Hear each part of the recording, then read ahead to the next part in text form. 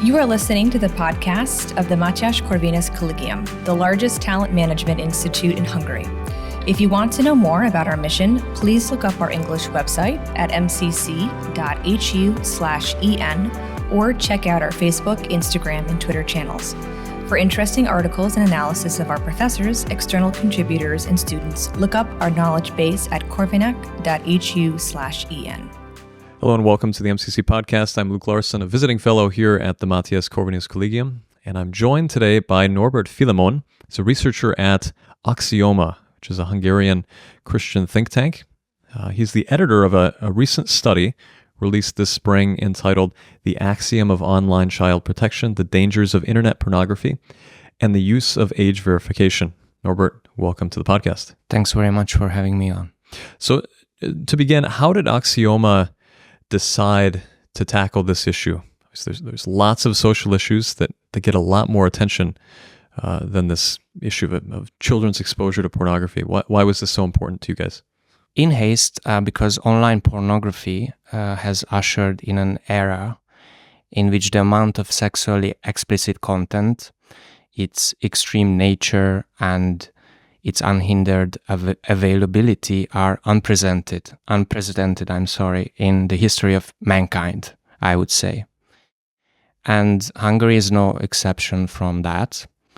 And recently, the National Media and Info Communications Authority, in Hungarian NMHH, researched the 10 most popular pornographic websites in Hungary, I think in 2023. And the results showed that only in connection with these 10 websites, 50% of Hungarian internet user men and 20% of women consumed sexual content. So these are extreme numbers, I believe. And I can give you another data also based upon this research or survey. These 10 most popular websites with pornographic content were visited by about 1.7 million users in a week. This data exceeds the visitor numbers of the widespread streaming provider in Hungary, which is Netflix, I believe. And it doesn't fall far behind the statistics of the largest Hungarian news portals, such as 24.hu and Index. Right? So Hungary with a population of roughly 10 million. Yeah, a little bit below 10 million. 1.5 to 2 million. Right, and people using these sites each week. Right, and you have to take into account also the fact that not every Hungarian use internet. So, yes. So the rates are even bigger and not very nice. So the first conclusion was in Axióma that pornography, online pornography especially, is an issue that deeply affects Hungarian society. And I think we will speak about the harms of pornography as well. Right. So the use is quite widespread among adults here in Hungary, as it is throughout much of the developed world that uses the internet. But you also bring in some statistics on the use among children as well. Can you give us some idea of the scope of that problem? Yeah, we didn't have Hungarian data regarding children, but we made the assumption based upon very similar tendencies in Western societies that they are, because of the conquest of smart devices, smartphones, tablets, things like that, they are very much affected by pornography. That's an assumption we have, but I can give you an American survey that said that 84% of boys aged between 14 and 18 and 57% of girls have already watched online pornography. And as early as the age of 11 or 13, that's also US data, they meet pornography. And I think we can assume, unfortunately, safely, that because of the smart devices, these meeting point are going down rapidly. So in France, I think, because there are European studies as well, some studies say that it can be age number 9. And what is very, very interesting is that these children do not search for porn yet. They're absolutely not interested. It just comes to them. And with Axióma, we thought that we have to research this problem, and we need to do something about this issue to protect children from this. And this isn't an issue just affecting a small sliver of the population. You're talking literally the majority, even large majorities Exactly. of children. So how does exposure to pornography, in a nutshell, harm children? Well, I think if you're speaking about online pornography, we have to focus on the porn industry, which is a multi-billion-dollar business in an oligopolistic structure, mostly Canadian companies, I believe. And this industry contributes to human trafficking, the sexualization of children, and the objectification of women, and obviously depicts a fake, abusive image of sexuality and causes public health issues, and at the same time it leaves divided families behind.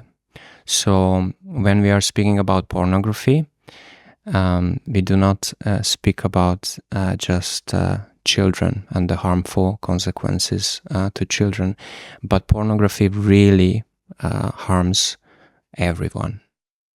And how has this phenomenon become so prevalent? I think even a couple decades ago, it would have been unthinkable that 84% of boys are watching pornography.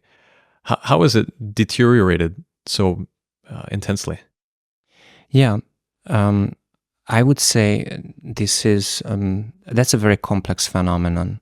There are historical, cultural, religious, technological, and economic factors behind it. But I would like to focus on the technological part and the business part also, which is deeply connected, obviously. So the main thing is that with smart devices, with the smartphone, and the free availability of pornography, that's the key factor behind it. So it's freely available, very easy to get porn on the internet, and almost everyone can do it because there is no protection. So with the internet, and if we see the history of the internet, is very interesting that pornographic content was a chief, let's say, motivator of the innovation and the development of the internet. So we have to see that. And from the business part, because a lot of people consumed porn and wanted to even pay for porn at the beginning, of course, some investors and businessmen saw this as an opportunity, and they made a lot of money out of it. The difference now is that they can make money with producing and making available free content, chiefly through advertisement. So if you have big views in your website, it means that you can get a lot of money through advertisements. That's their chief goal. Children who are exposed to porn often often will develop a strong addiction. That's something you touch on in the study as well, that there are deep neurological effects of pornography.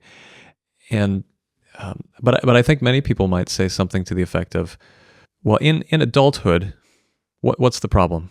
If someone chooses to use pornography and they enjoy that and it doesn't affect anyone else, why? What's the problem?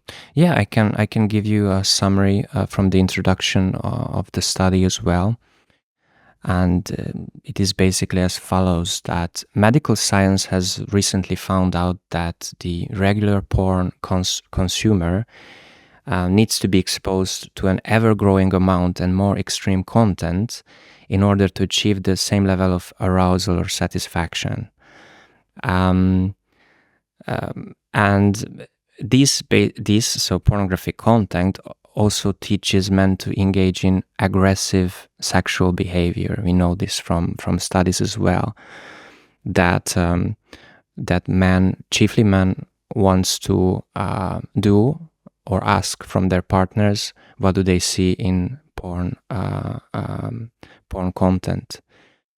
We also know this from studies with prostitutes, that they can say that men come to them and they show porn content that, well, I want this with you right now. So pornography is teaching a very bad image of sexuality to men. And there are some other interesting aspects of it. For instance, for men, if they are addicted to porn, there is a big risk of the development of erectile dysfunction over time. And but it's not just about men. Pornography consumption has a negative effect on women as well. I told you about the sexual part, but they also develop self-esteem issues. Of course, it's not possible for any woman on the world to compete with online pornography, to compete with that in a neurological sense as well. And pornography also distorts the aesthetics and, let's say, the taste. And the parties concerned will have unrealistic expectation of their partners, which can lead to lasting and profound frustration, the loss of sex life also. Very interesting that pornography basically takes away what it promises, that happiness and satisfaction. In the long run, it will take away, and it can cause the subsequent breakdown of a relationship or even marriages. We can also be informed from this from lawyers who are in divorce cases, working in divorce cases. They can say that pornography now is a chief, I think according to a US study, they say that pornography is a big factor of divorces.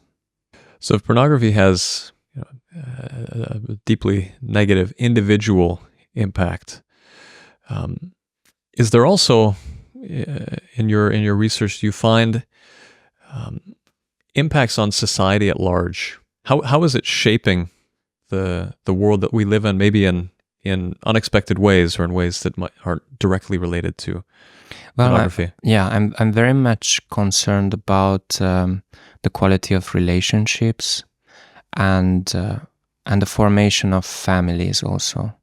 So either we do see that people do not start families anymore.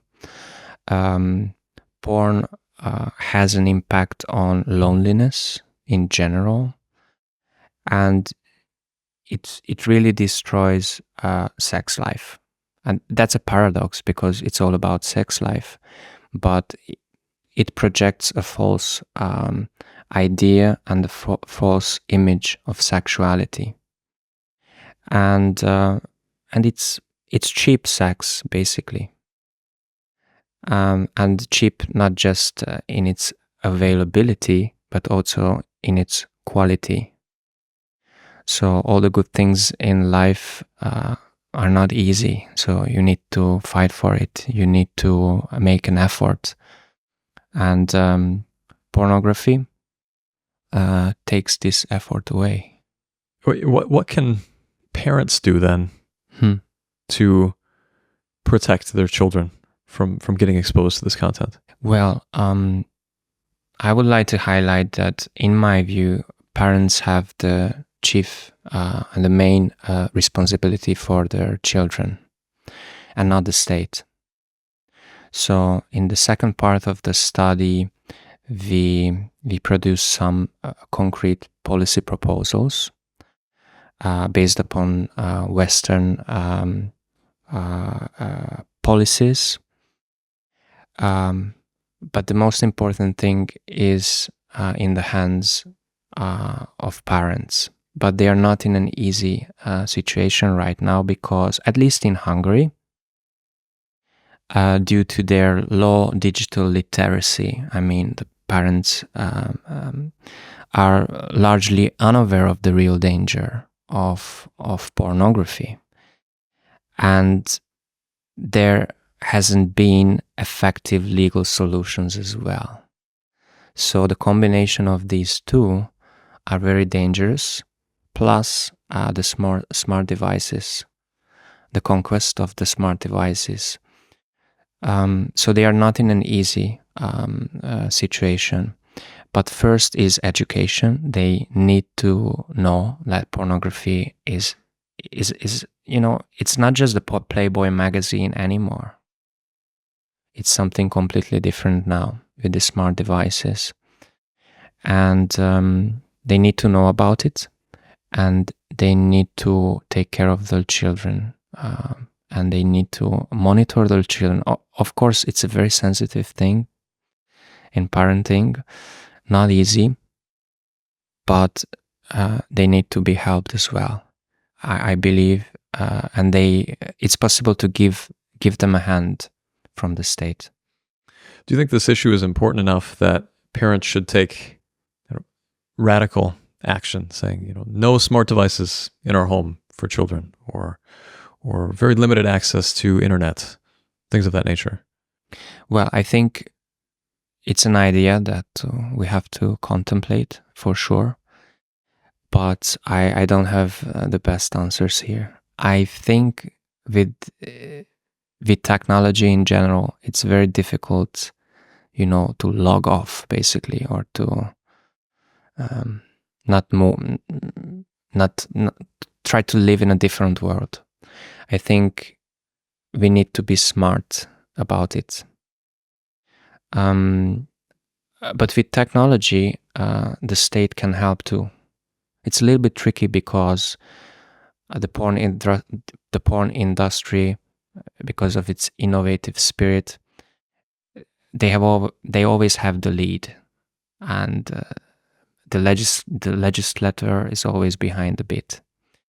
But with some technologies, I would say too, for instance, the filtering through internet service providers and mobile service providers, that's an option we can think about. And there is one I like even more, that's called age verification technology.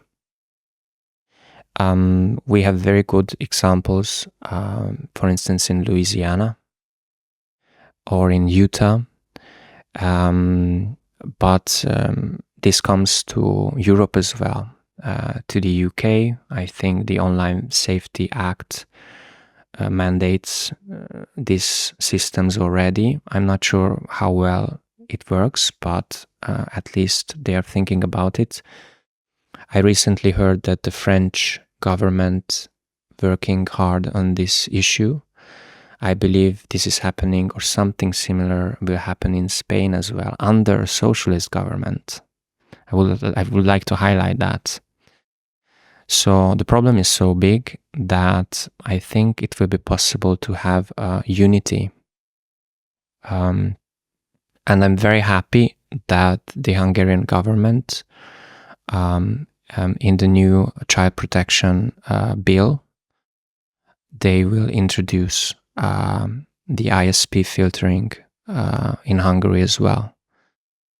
I think it's a very good first step, but I think the age verification system will be inevitable. Of course, there are data protection concerns, effectivity concerns, but ultimately, I think that's the way ahead. What is the evidence that these policy changes are helping the situation? I can give you a good example. That's again the Louisiana example. So in Louisiana, they introduced a bill that mandates the big porn sites to have an age verification system. This means that, for instance, if you want to watch pornography in Louisiana right now, for instance, Pornhub, you go to the website, and what you won't find explicit content. You will find some tools with which you can verify your age. And either you should upload your ID or your passport or some other way you can verify your age. And without that, it's not possible to move on to the content. And the results, at least in Louisiana, were great because, for instance, with Pornhub, I think the views dropped by 80%. In Utah, in which there is the same law in force, Pornhub decided to leave the country. So in the state, I'm sorry. So in Utah, it's not possible to watch Pornhub anymore. And of course, from the business point of view, that's a big loss for the porn industry. And are there workarounds to these restrictions? Are people still? Is it quite easy to access it anyway? Yes, if you want to watch porn, there is always and you're a little bit tech savvy. In the age of the internet, it's possible to view pornography. But the point is that I think it's a realistic aim to protect those children who do not want to search for porn yet. And the longer we can protect them, the better life we can give to them. So the children who are getting exposed to porn are often doing so unwillingly. How do they tend to stumble across it? Is it a friend tells them about it, or? Well, there are many ways. I really like the study of Victoria Nash. She's a professor of Oxford University, and she worked on this issue. And we can see really that there are many ways, but chiefly the internet is the reason, and it can happen through advertisements. They are just surfing on websites, and pop-up ads, for instance, very typical. If I remember correctly, I also met with pornography this way. So with these measures that are being taken in Utah, Louisiana, around the world, do you find that there's strong support among the public for these measures? And is there significant opposition? And if so, where does that come from? Well, the good thing is that I think societies, according to the data I could see, they're quite united and they are quite supported. They're quite supportive regarding child protection. I believe this must be the same in Hungary as well.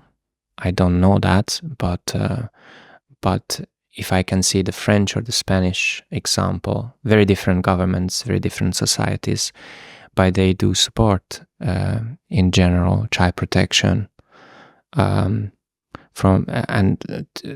pornography. But of course, the porn industry wants our children, because the children are the ideal consumer, and also because the neuroscience facts, a child's, or well, not just a child's, but in any person's brain, especially the part of the brain that is the managerial part, the prefrontal cortex of the brain, it's in development till the age of 25. So if you can cause addiction earlier, well, that's the truth. I believe that's the best for your business model. So if you get the children as early as you can, you will have the ideal consumer. And it's very funny, because I was reading St. Thomas Aquinas, and I was quite surprised when he said that impurity, it doesn't go against temperance, but it goes against prudence as a virtue. And I thought, wow, this is fantastic. Without neuroscience, he could foresee, of course, with this virtue language and in a philosophical context, but he could see that porn makes you stupid. And that's true. So I would say that the porn industry tries to fight age verification. They try to support new VPN technologies. With VPN, you can, you can go through this legislation pretty easy, unfortunately. So they want to make pornography available.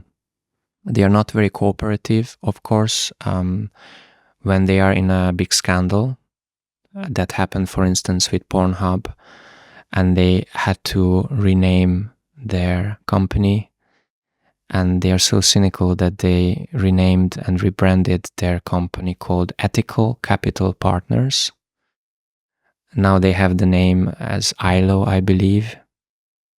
And there are very interesting things. They try to push ethical porn. God knows what does it mean. I think they mean that they try to verify the performer's age and these things. But ultimately, in the age of the modern media, when we have only platforms and there is no responsibility of the platform, but because they say there is no editing anymore, which is not true, by the way, but they say that the responsible person for a content is the uploader. So the user is the generator of the content. So it's very difficult to handle this. And in this survey, I'm a big proponent of digital sovereignty. I believe that nation states has their say on what happens on the internet, but it's very difficult to achieve it alone. How do you make the case to governments, to parents, to even kids using porn?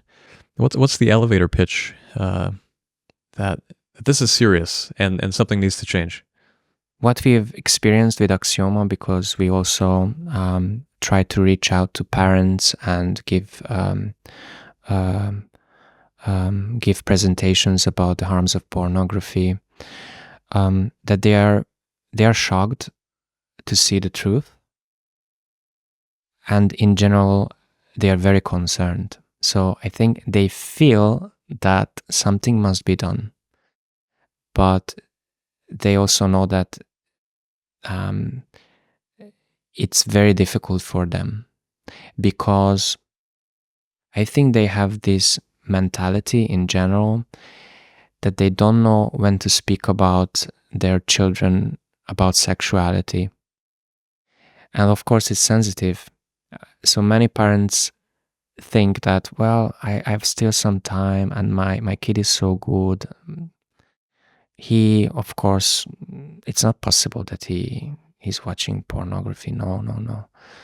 But the reality is that most likely, even he's a good boy, he's watching pornography.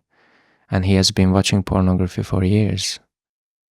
So, as a parent, if you do not speak about sexuality with your children, the talk will be done by the porn industry.